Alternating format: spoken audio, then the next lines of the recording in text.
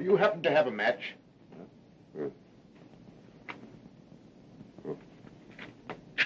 Say, where do you come from? This building is closed. Thank you. We'll have you the correct time. It is just 9 o'clock. Oh, thanks very much.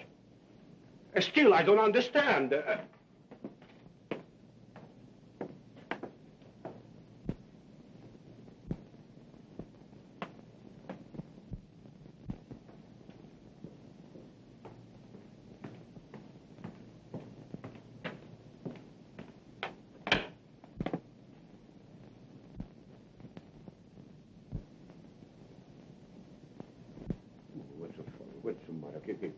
What you ubriaco?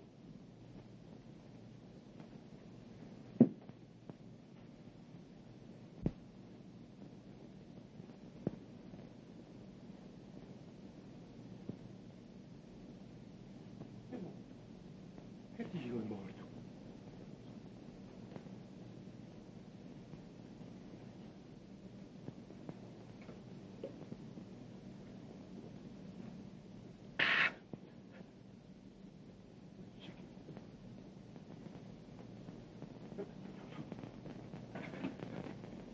Police! Police!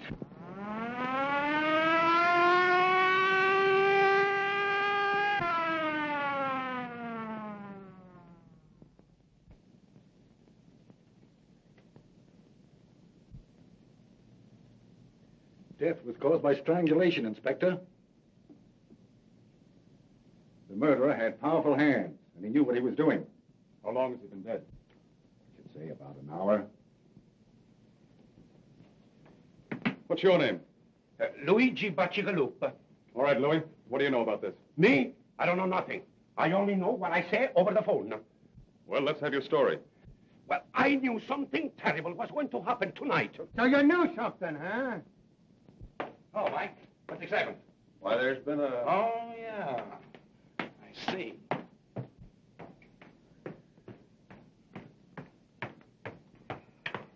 Hello, Casey. Come on, Casey, give. I got a date with Inspector Riley. Sure you have. Only Riley don't know it. Will you go on in and tell him? Then he will know. Come on, scram. Now, you know Riley always lets me in on a murder. How'd you know this was a murder? Easy. I made a quick checkup on the population of the city and found out we were one short. Yeah? Well, if you don't get out of here, we're going to be two short. Ah, you admit it. I'd be victim number 2, so who was number 1?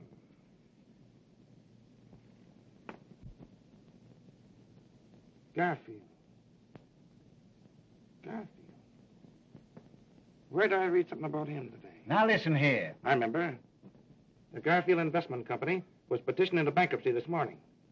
Another stockbroker got in the way of all flesh. Another stockbroker? Say, Casey, run in and tell Riley I gotta see him. I got a clue. But, Come on now, Casey, come on. I'm sorry, sir, but that Burton guy from the Chronicle is outside. You mean inside? Now listen. All right, Casey. All right, boy. What are you doing here, Burton? Well, you know I always tag along with you on all your unsolved murders. I just thought I'd come along to see that you didn't break the record. Is that so? Well, don't break anything on this story till I tell you to, or there'll be trouble. Ah, you know me. All right, Casey.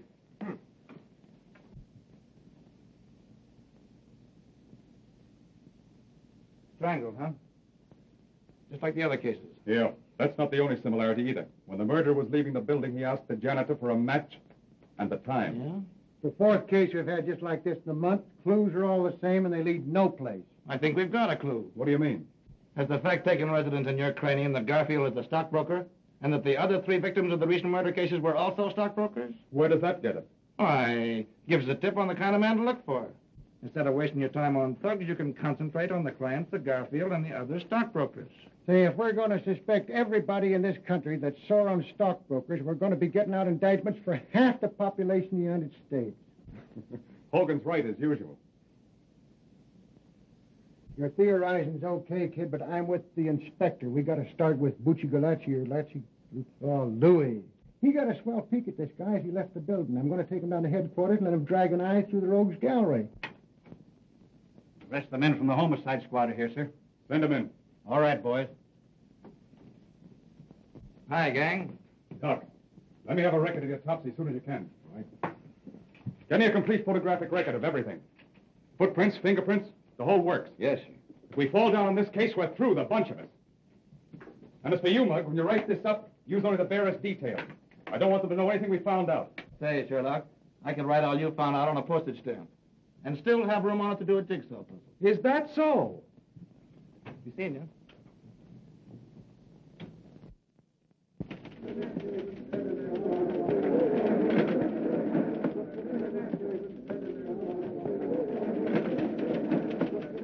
And that the opening of the opera season was a brilliant success is shown by the number of socially and financially prominent people who attended.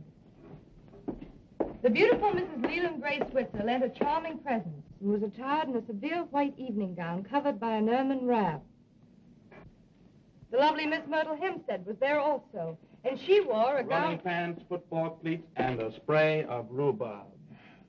And a good time was had by all, because that worthless reporter from the Chronicle favored the gathering by his absence. As to what he was wearing, he was just wearing on everyone. How many times have I asked you not to spoil my record? About as many times I've asked you to marry me. Only up and up, Jerry. How about it? We get a place and raise some chickens? What do you say? Huh?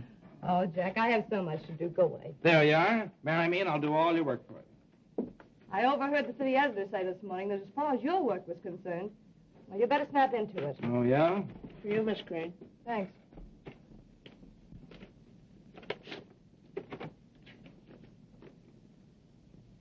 Love letter, huh? No, it's from Mother. Same old thing. Doctors, bills. I just can't seem to get anywhere. You're carrying too much of a load, kid. Why don't you let me help you? No, Jack. I couldn't do that. But if we got married, I'd have the right The to. right to let me saddle you with all my burdens. Is that it? Say, nothing connected with you could be a burden. You know I'm crazy about you. You've got enough on your shoulders looking after yourself, Jack. What's the matter? Don't you think I'm going to get any place? Not unless you settle down to some sort of serious work. You know, you can write a story with more punch and drama than anybody else in the game. Yet all you do is waste your time on sensationalism. Murders, kidnappers, frame-up, scandal. Well, these guys like Winchell don't do so bad. You're no Winchell, yes. Say, the only difference between me and Winchell is that he's been around more places than I have. But I'm catching up on him fast. Mm-hmm. Yeah. What do you think of the swell little murder we had last night, huh? Now, there you are. You would think that a murder were a show or something. Well, this one's going to be a show. It'll rock the town before it's through. Well, well, Philo Vance himself, in person. Good morning, Miss Crane. Good morning, Hogan. A little bit out of my precinct this morning, but I feel awful good just having solved the Garfield murder. You solved it. Why, you credit-snatching flatfoot. You know it was my idea to have the janitor look through the pictures in the morgue room. Say, if I hadn't agreed to Betsy, Louis coming down to the Chronicle, what good would your hunch have been? You mean they've caught Garfield's murderer? Yeah, got him in jail now. Congratulations, Mr. Hogan. That was pretty quick work, wasn't it? But listen to me, they had that guy in the Hoosgow 6 hours sooner. Say, what's the matter with you? I come down here to tip you off to a scoop and you treat me like a relative or something. All right, how much is it going to cost me? That is outside my car and my next year's salary. No, I just wanted to see if you got the name right. Terrence Aloysius Hogan. All right, Hogan. You're not a bad guy.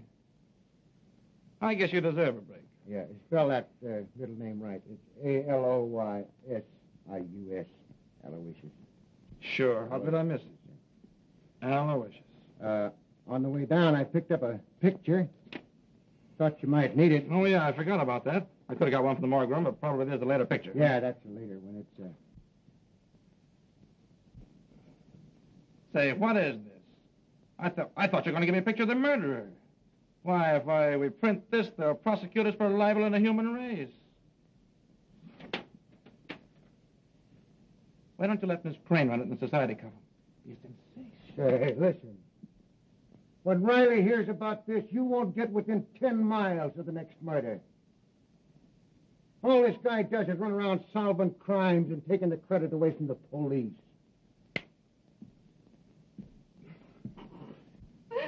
Poor Hogan. He means well, but he just ain't bright. Say, kid, what do you know about this big shot Breen, anyway? You mean Jerome Breen? Yeah, that's the baby. He's been giving the socialites an awful play lately. It's more in your line than mine. Well, I haven't got time to look him up in the files just now. Let me see. He came to town about 2 years ago. Mm-hmm. Bought the Tucker estate. Yeah. Everybody likes him. He's given thousands of dollars to charity and all that sort of thing. Boy, what a yarn for the front page this'll make. What's Breen been doing to get himself on the front page? Oh, he's the guy that killed Garfield and a few others, probably. Why, Jack, that's ridiculous. Jerome Breen isn't the sort of man who would murder anyone. No?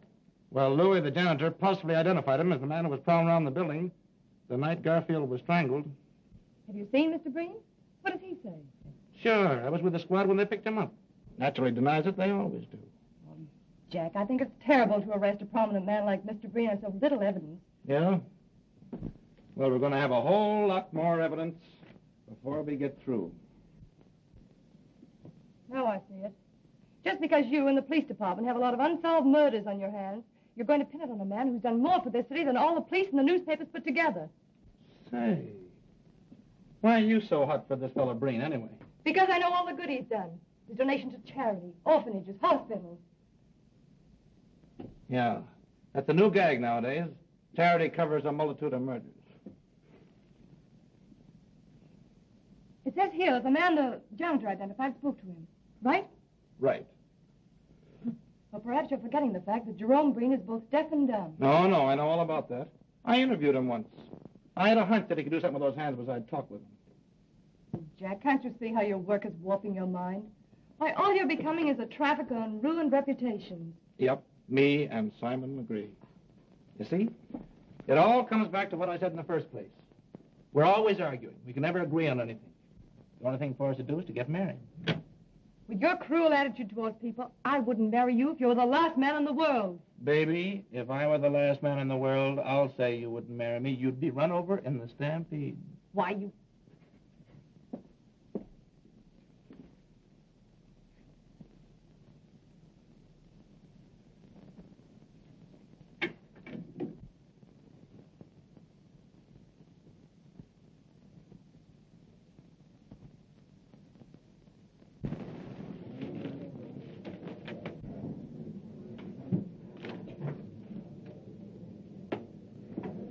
Evidently, the prosecuting attorney is considerably worried.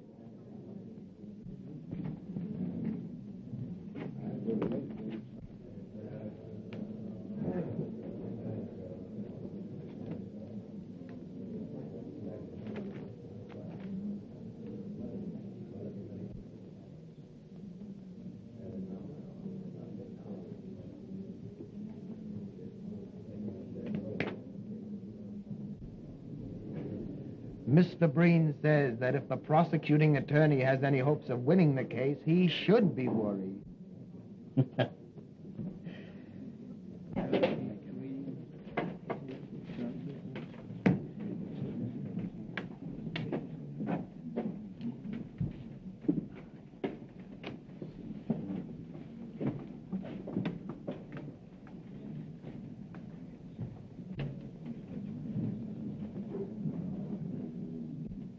Jerry, look, if that guy can't hear what people are saying to him, I'll eat my hat. Oh, don't be silly, Jack. Why, all intelligent deaf people are lip readers. Oh, yeah? What do you think, Chief? Will they get a conviction? I don't know, Hogan. It's got me. All the state has to go on is the testimony of this janitor.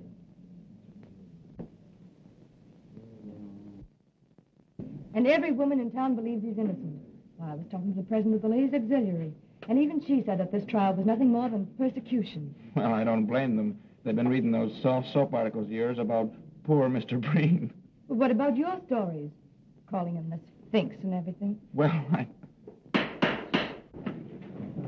Hey, the Supreme Court of New York now in session. The Honorable George Warren, Judge, presiding. Proceed. Continue.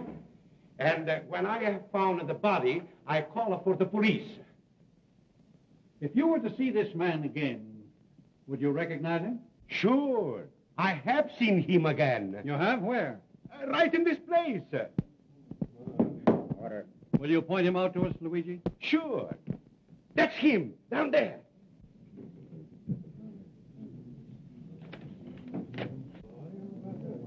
Order. You're quite sure that you couldn't be mistaken? Sure. I saw him with my own eyes, and I heard him with my own ears. That's all. Your witness.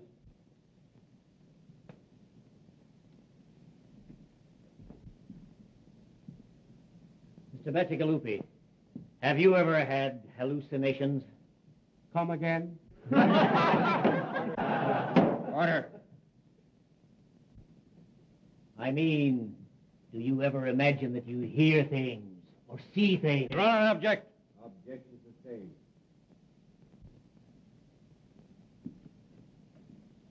Mr. Bacigalupi, you are positive that you heard Mr. Breen speak to you? Yes, sir. Suppose I should prove that it would be impossible for Mr. Breen to speak. Was you there? Order.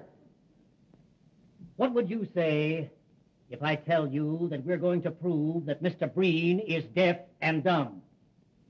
I say you were a screwy. Order.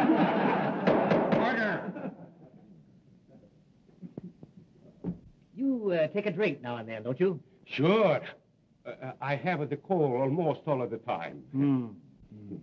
It was cold the night of the murder, as I recall. Maybe you took a few drinks of whiskey to warm you up. No, sir. No. Think now. That was 6 weeks ago. How can you be so sure? You mean I am sure that it wasn't a whiskey? Yes. I never took a drink of whiskey in all my life. What? It was a gin. Order. That'll be all. Yes. Your witness, Mr. Prosecutor. Is that all with this witness? No more questions. You are excused. Huh? Thank you very much. Mr. Breen, can you tell us where you were on the night of the murder? Mr. Breen says that he was at home, in bed. Now, Mr. Breen, can you tell us of anybody who saw you at home on the evening in question?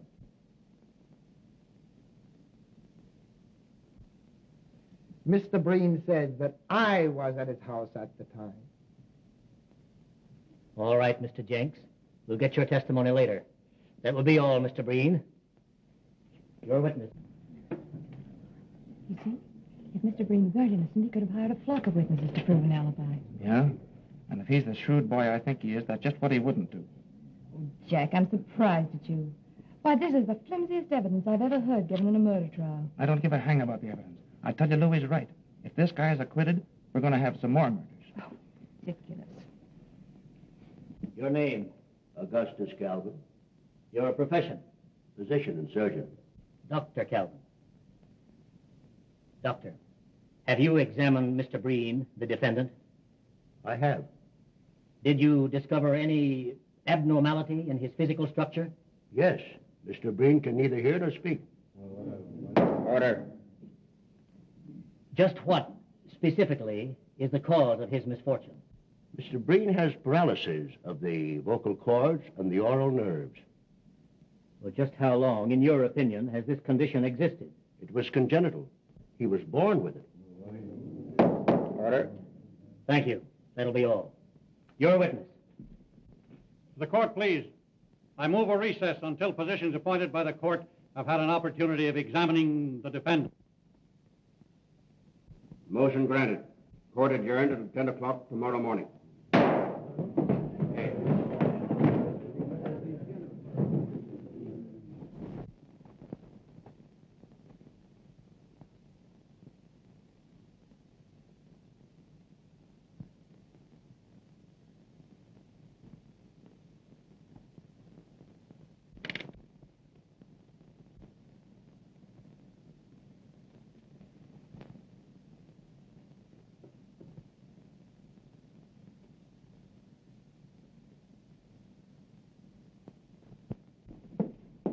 Hello, Jack. No. I'll bet you're enjoying that more than any story you ever wrote. Please, Jerry, go away and let me enjoy my piece, will you? Oh, forget it, Jack. Why, you just had a wrong slant in the thing from the beginning. Wrong slant, huh? Say, it would take more than the decision of 12 dumb clucks to make me change my opinion. I suppose all we gotta do now is to sit back, wait for some new murders, and cheer. Oh, don't be silly. Hey, I'll be through this in a minute. How about tying on the old feed bag? I'm sorry, I have an engagement. Yeah? Who's the lucky guy? To a very, very dear friend of yours. All right, who is it? Mr. Jerome Breen. Jerome Breen. Mm-hmm. Mr. Breen dropped me a note thanking me for my kindness in the articles I wrote about him during the trial. Invited me to his home. Jerry, you're not really going up that fellow's house. Why, of course I am. I talked to the boss about it, and he's going to pay me extra money for a series of articles on Breen. Listen, baby, honey, listen. I know there's something screwy about that guy. Why, the idea of you being alone with him would drive me crazy. Oh, Jack, pull yourself together. Why, everyone you see lately is a boogeyman. This criminal court assignment of yours must be getting on your nerves. Jerry, if you go up to that man's house, I'll... Oh, that'll be swell. Only don't make it a habit.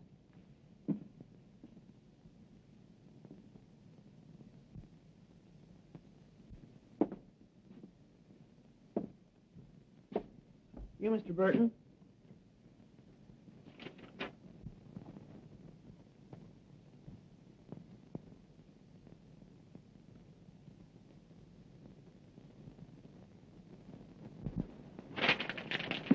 All right, son. Say, Mr. Burton, there's a question I've been wanting to ask you for a long time. Go ahead, shoot. I know all the answers except the right one. Well, you see, I sort of been wanting to become a great reporter, and I'd like to know how to begin. Well, son, when you find out how to begin to be a great reporter, let me know. And I'll start with you.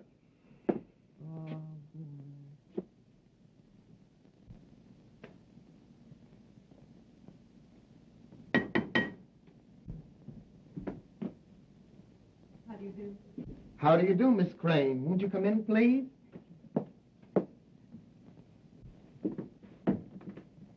If you please.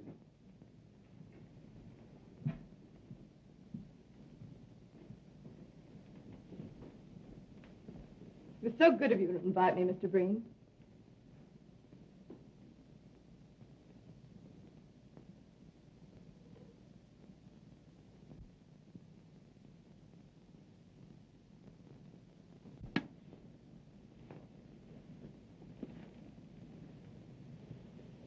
It's a lovely house you have here.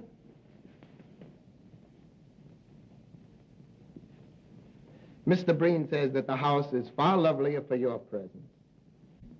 I certainly wish to congratulate you on your acquittal, Mr. Breen. The whole thing was preposterous.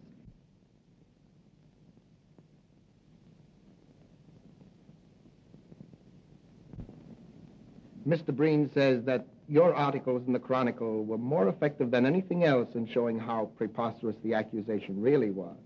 My. If these compliments continue, I'm sure I'm going to be so conceited I won't be able to write a good interview.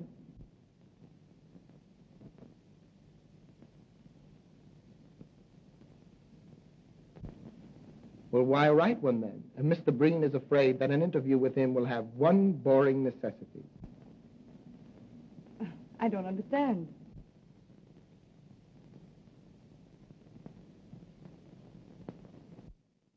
You will be compelled to talk about him when he feels it would be much more interesting to talk about you. You know, Mr. Breen, an interview always begins in the same way. Where were you born? Mr. Breen has jotted down some of the facts of his life that might be of interest to your public.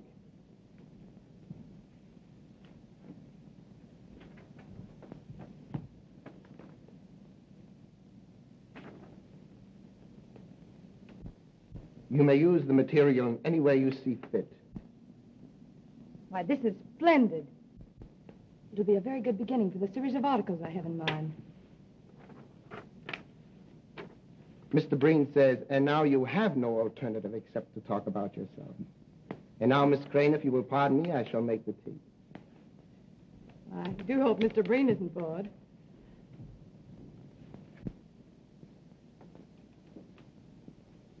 Hey, Tony, Yes, Lloyd. fill him up again. This, 3 points and 2 fifths. Pretty good, eh? Okay, Lloyd.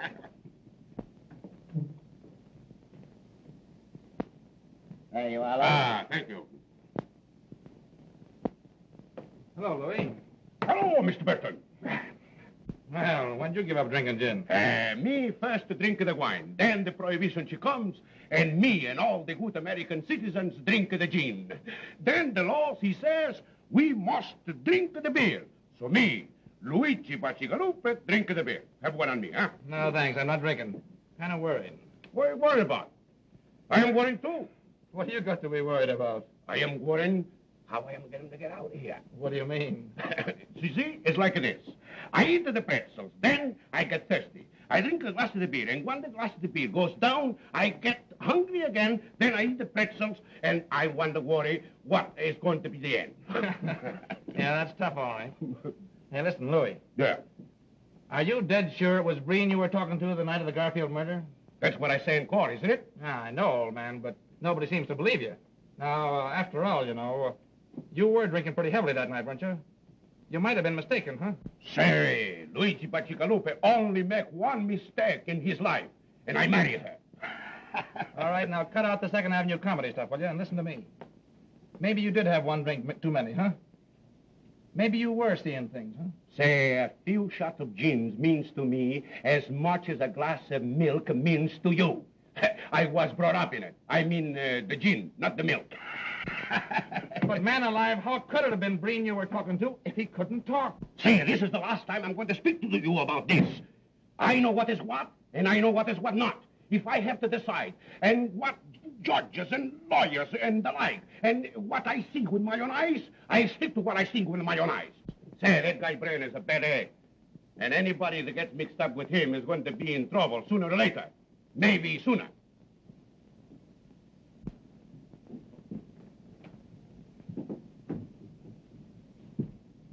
I don't believe Mr. Breen was expecting you, Mr. Werner. Well, I've got to see him. I'll wait. All right. But you must meet Mother sometime, Mr. Breen. I know you'd like her.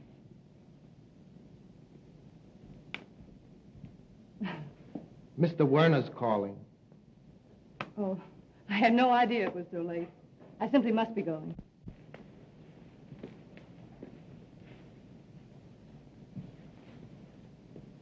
Mr. Breen says he hopes you will come often. He is very lonely. You're very kind. And it is so restful here. I'm afraid I'll wear out my welcome. Thank you. Goodbye.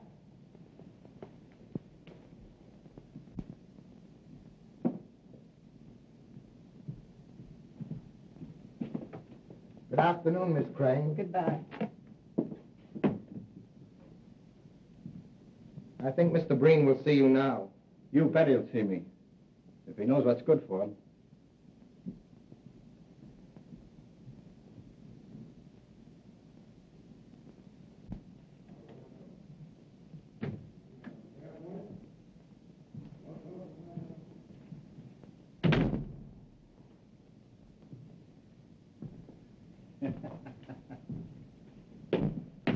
Oh, boys. Hello, Hogan. Rally in.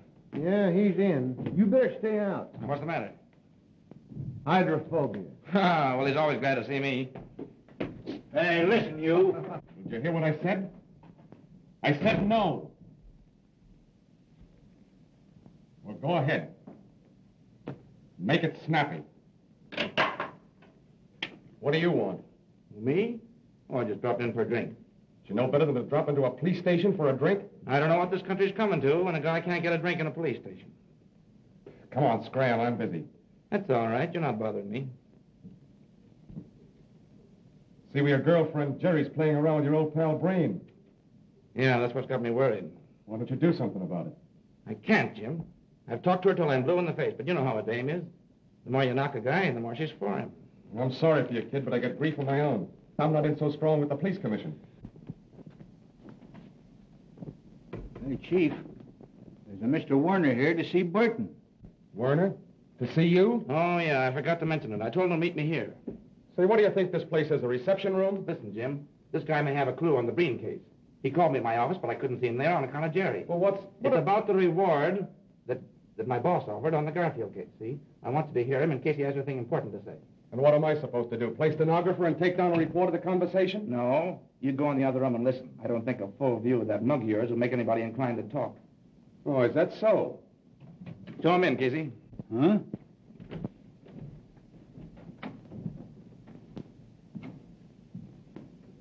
Hello, Mr. Warner.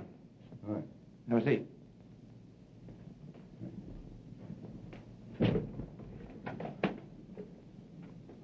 I hope you don't mind my asking you to come here, but you see, there are reasons why I couldn't have you at the Chronicle. No privacy. It's all right with me. Besides, you might need the cops before you get through. Yeah. Well, Mr. Warner, what do you know? What do you know about Breen? And I know anything about Breen. I'm only a stockbroker's clerk. But I keep my eyes open. Yeah, but I thought that... I said I knew somebody connected with the Garfield murder. And maybe a few others. Well, as I told you over the phone, if you give us the right tip, there's $5,000 in it for you. Now get this, Burton. I've got a date tonight with a certain party. If he treats me right, there's no story. Well, where do I come in? You're going to be at my house at 8:30 tonight with $5,000. Either I tell you the story and get the dough, or it's no sale. But there's the address. Remember, 8:30. Oh, and another thing. If you should get there before me, don't say anything to my mother. She thinks the party I'm dealing with is on the up and up.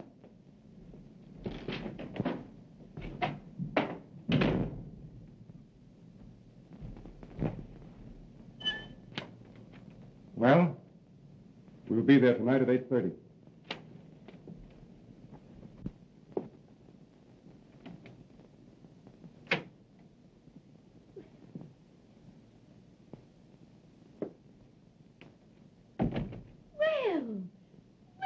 Mr. Breen, I didn't know Dave was expecting you.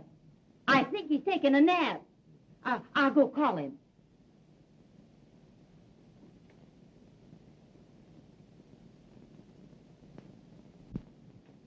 Oh, yes, upstairs.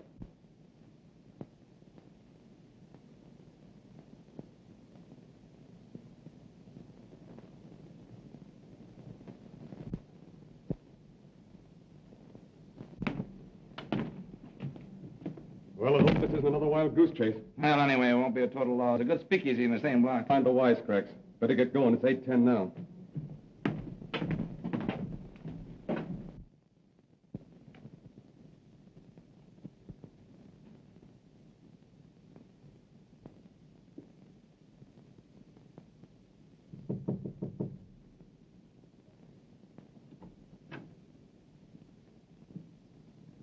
Mrs. Werner, do you happen to have the correct time?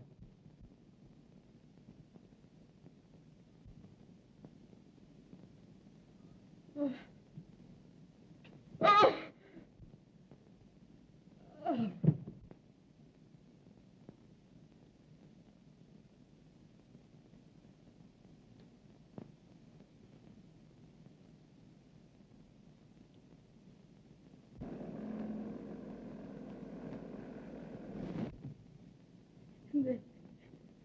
Then Breen, when he asked me the time, I couldn't remember anything else.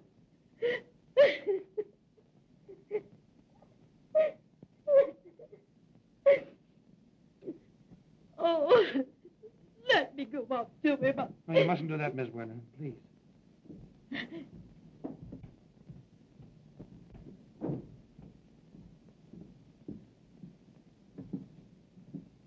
Well? Same as the others. He's dead. I knew it. I knew it! Oh. Oh.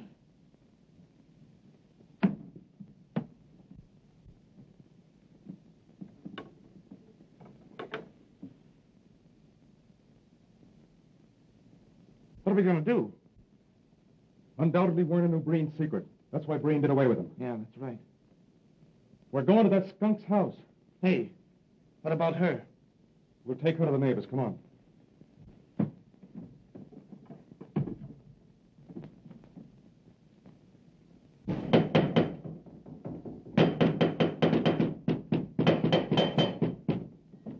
Breen. Why, he... Come on, Riley.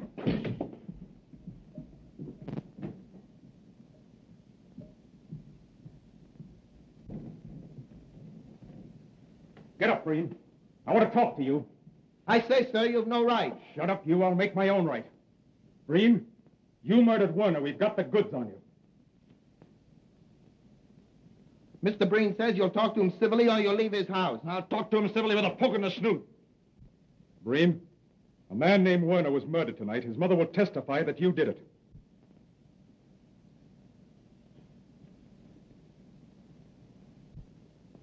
Mr. Breen says, why don't you arrest them again and make yourselves the laughing stocks you were in the Garfield case? Why, you...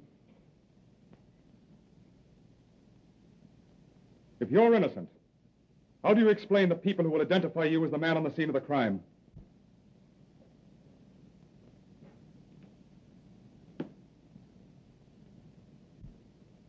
Mr. Breen says, if you look at the matter calmly, it is easily explained. The watchman on the Garfield case was obviously drunk and might have identified anyone. And Mrs. Werner, after her son was murdered, probably had an hallucination caused by what she'd been reading in the papers.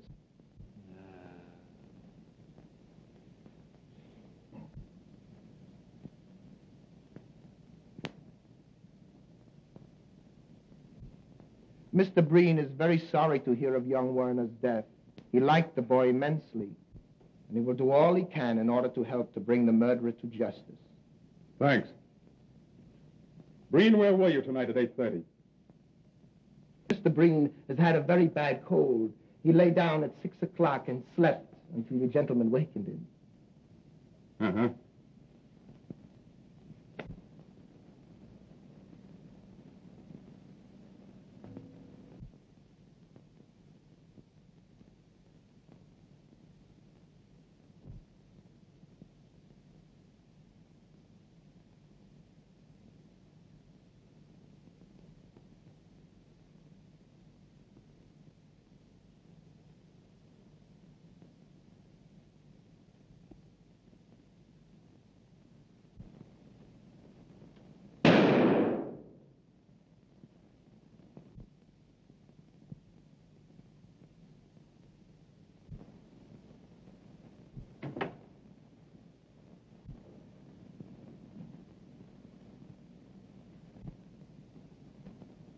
Say, why should Breen have a piano if he can't hear music?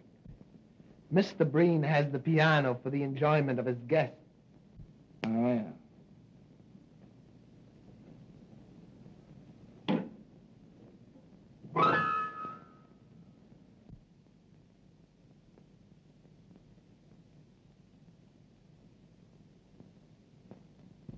Come on, Jack. There's nothing else for us to do here.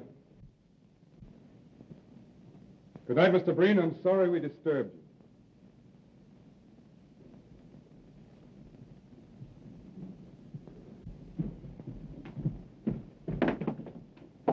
Good night, gentlemen.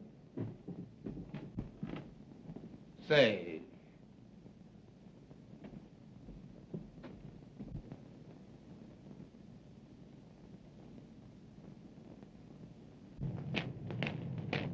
what do you make of it, Jim? I'd like to know how he could hear that piano when I couldn't get a tumble out of him firing off a gun. What makes you think he could hear me at the piano? I was watching him. He heard you all right. Where does that get us? It gives me an idea. I'm going to sleep on it, and if I feel the same way in the morning, I'm going to bring the squad over here for a showdown. Yeah, but Chief. See me at my office at 9 o'clock in the morning. Well, listen, can't you give me a tip of some kind? We don't want to discuss it. That's all I've got to say. Well, now, listen, you know, I've been...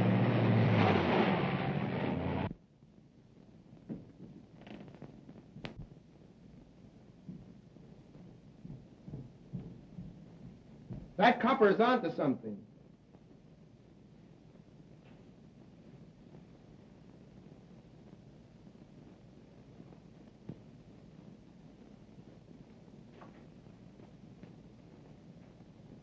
I also found out that reporter guy is sweet on the crane dame.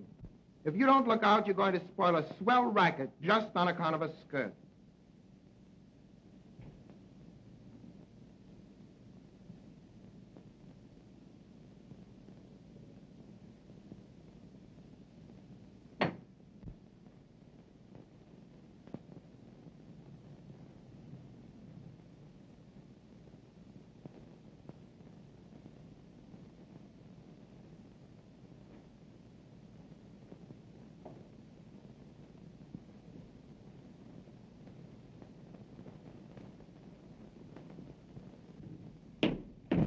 Hi, boys. Hi, Casey. Hey, wait a minute. Who do you want to see? O'Reilly. I got a date with him this morning. Well, you won't see him. Yeah, who says so? I say so. He's dead. Riley. Dead? Yeah. The chief was found murdered early this morning. But where? How? You'll have to ask Hogan. He's been put in charge of the precinct. I should have known it. Riley was on the Breen. He had to get him.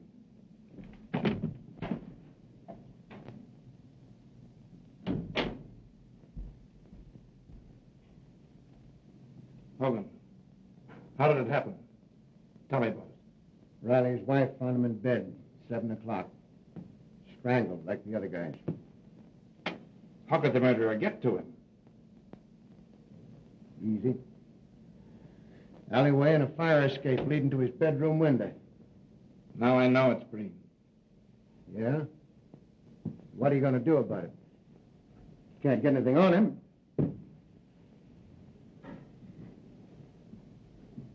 What a swell break I get.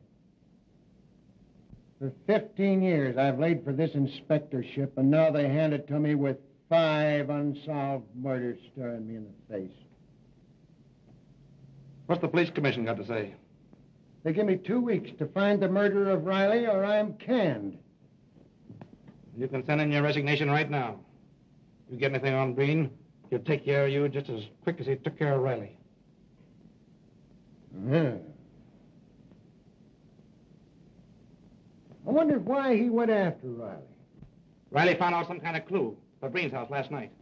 He's going to tell me about it this morning. Breen got wise to him, bumped him off. What was you and Riley doing at Breen's house last night? We went up there on the Werner murder. Couldn't get to first base. And what's the lowdown on that Warner case? I was somewhere else. He got Werner for the same reason. Werner got wise to his secret. I tell you, that guy Breen's a maniac. He'll kill anybody who finds out about him. I wonder who else might stumble onto that guy's secret. We might just as well tip him off to stay away.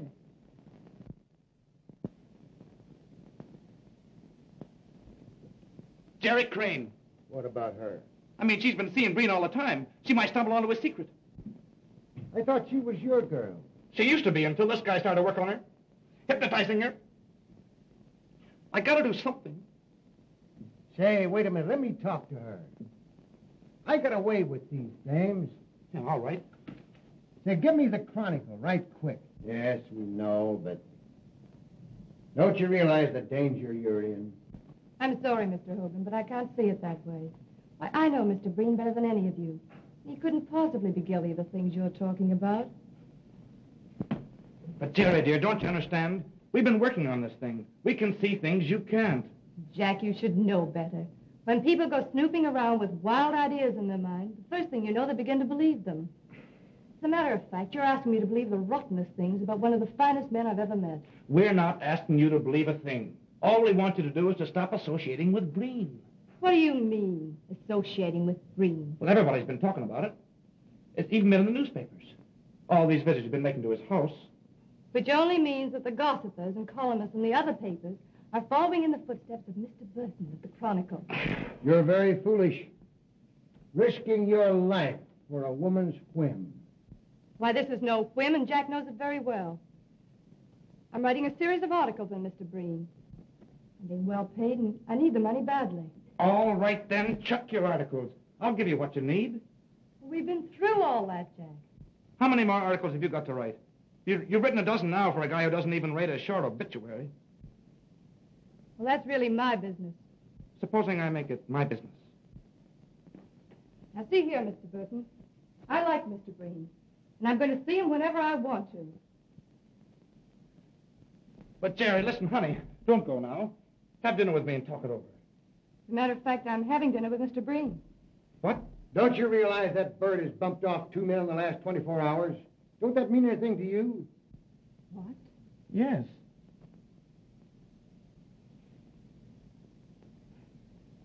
No more than it would to Jack or any other reporter covering an assignment.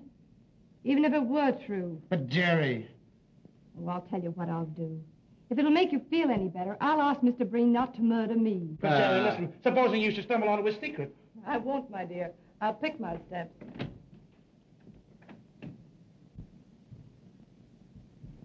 Hogan, I don't care what she says. She's liable to go up to the house tonight and never be heard of again. Send Casey in here. We've got to do something. Calm down now and let me handle this, will you? You want me, Chief? Yeah, I want you and Sullivan to watch that Breen house. Jerry Crane's going over there tonight. If anything suspicious happens, telephone me here. Oh, thanks, Hogan. You're a pal. I'll go along with the boys and help them cover the house. Yeah, and I'm going to get into a jam over this. It's against the commissioner's order to have anybody watching us is suspected of a felony. Felony? Say, what do you think this is, a picnic? I don't like dames. I never did like dames. I'm going to get canned for protecting one when I ought to be giving her a good swift kick in the slacks.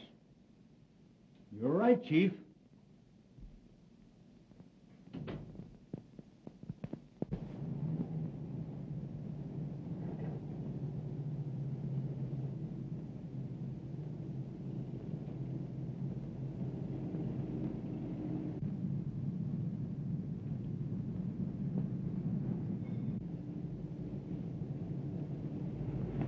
Is that the Crane dame just went in the house? Yeah, I was talking to Burton when she went by. Just our luck. She's a good-looking dame. We're liable to have to wait here for hours. Well, it's Hogan's orders. You better keep circling the block.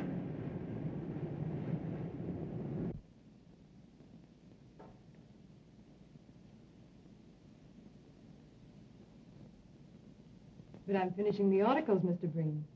I really don't think I should impose on you anymore.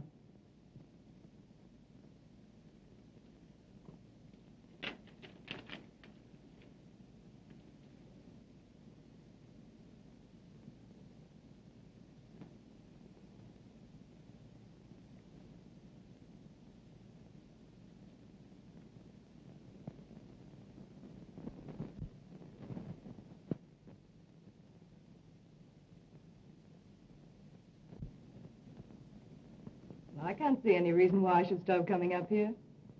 You seem like an old friend whom I've known for years.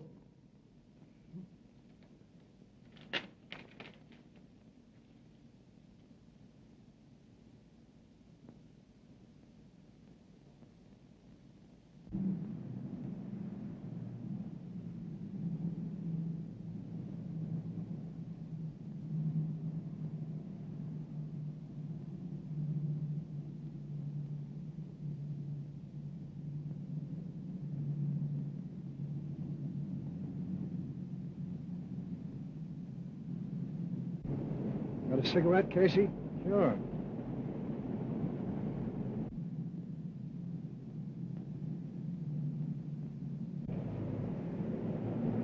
Better walk on. I got a hunch that guy spotted us.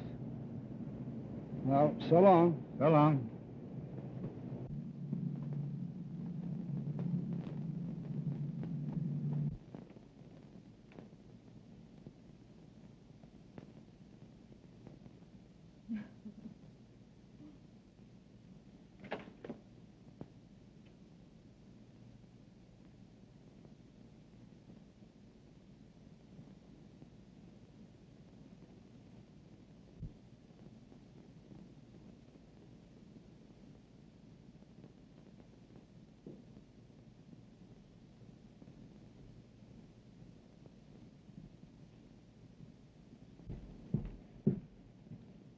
I told you about that dame. There are a couple of dicks outside watching the house.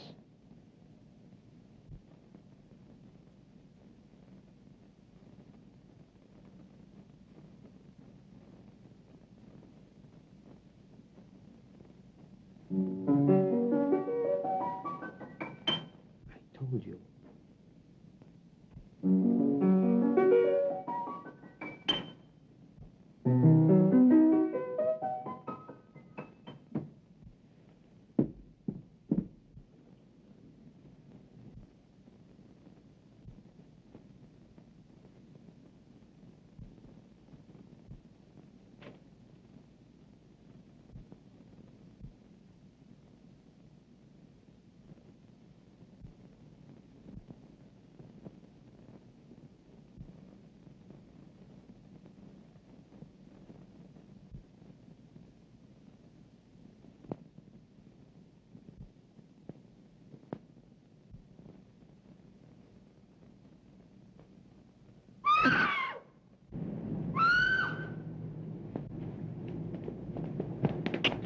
Phone Hogan. Come on, Casey. Quick.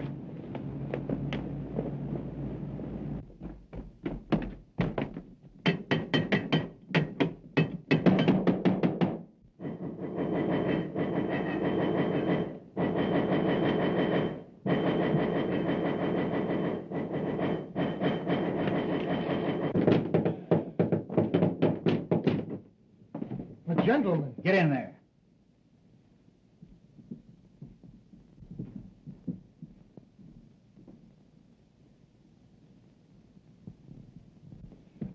Where's Jerry Crane? Now listen here, You shut up. What have you done with him? Casey, I'm going to search the house. Keep these two birds covered. Right.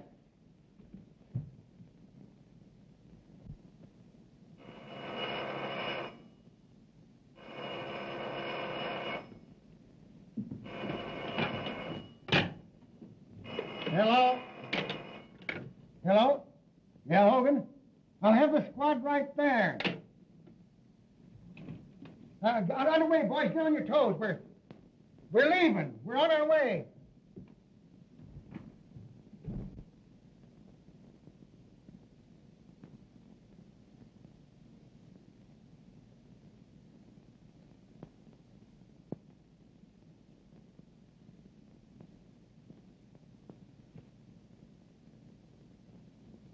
Hey, do you think I'm going to believe any of that junk you've been writing? Now, look here, I'm going to get the truth out of you if I have to choke it out of you. Any luck? Not a sign of her anyplace. The joint's empty.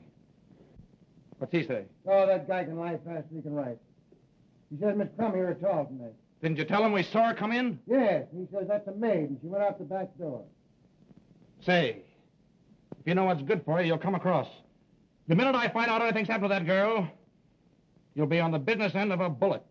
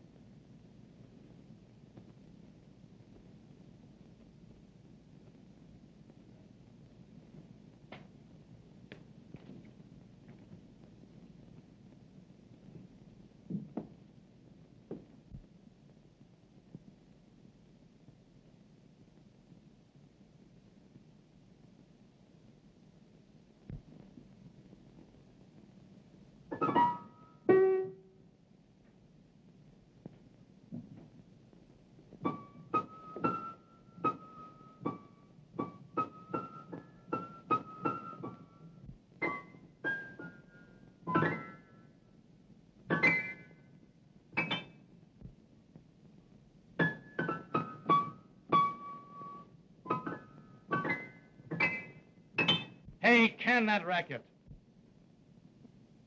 You just ain't got no ear for music. Besides, I think a lot better when I play. Yeah? Say, I got a hunch I've got the secret of this mystery right at my fingertips. I tell you, Jerry's right here in this house. Yeah, that's right.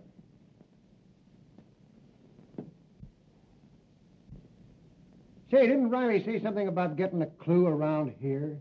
Yeah, he said something about Breen being able to hear the piano. Yeah.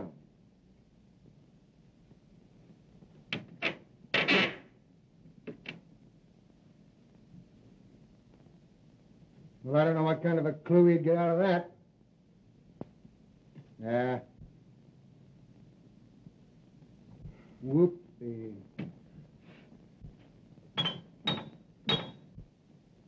Look!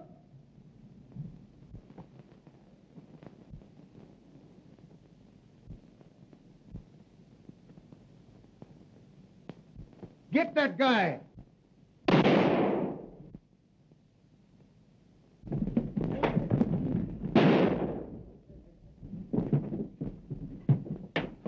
Jerry. Take it easy. You all right? I'm just a bit shaky.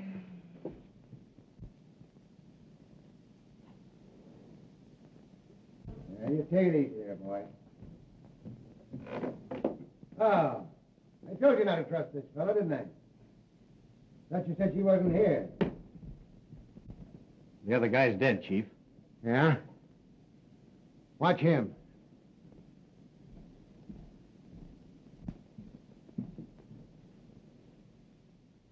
Well.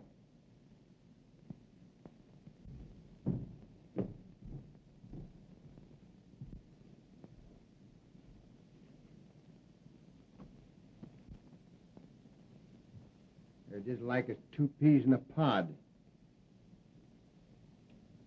They can't both be deaf and dumb. I wonder which one of them we plugged. Hey, can you talk or can't you? Now, I'm going to tell you right now, I won't believe a word you say. All right, gentlemen. I'm ready to talk. It's my duty to tell you that anything you might say will be used against you. Nothing will ever be used against me. No? Well, begin, and don't talk so much. Well, we're waiting. The mystery of the Sphinx, as you gentlemen of the press have done me the honor of calling me, should now be really quite obvious. Whenever I found it necessary to remove an obstacle, it was quite simple to establish a perfect alibi. My twin brother temporarily assumed my identity, and he being a real deaf mute, well, of course, would naturally discredit any witnesses who might testify that he had spoken to them. How successfully my little scheme worked could be attested to by the police departments of other cities beside your own. My only oversight was my inability to foresee an inspector with a talent for the piano.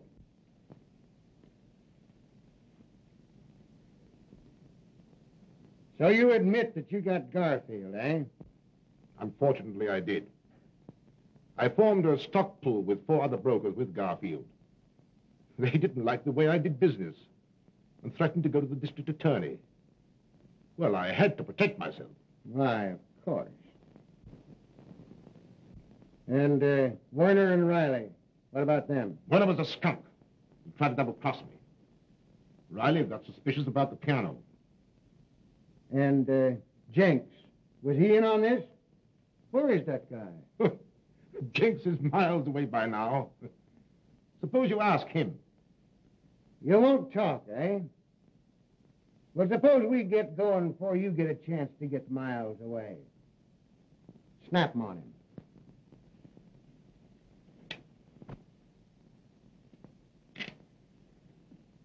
All right.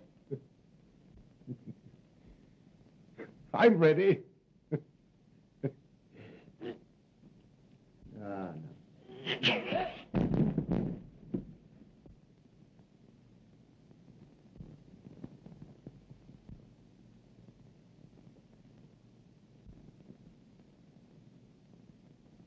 He's dead. Must have been heart failure.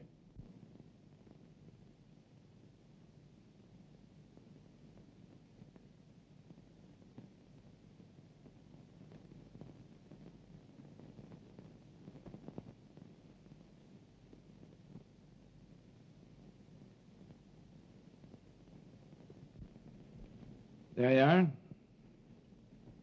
Careful. What's that, a souvenir? That's how he died. Poison. What are you trying to do, kid me? It's a medieval poison ring.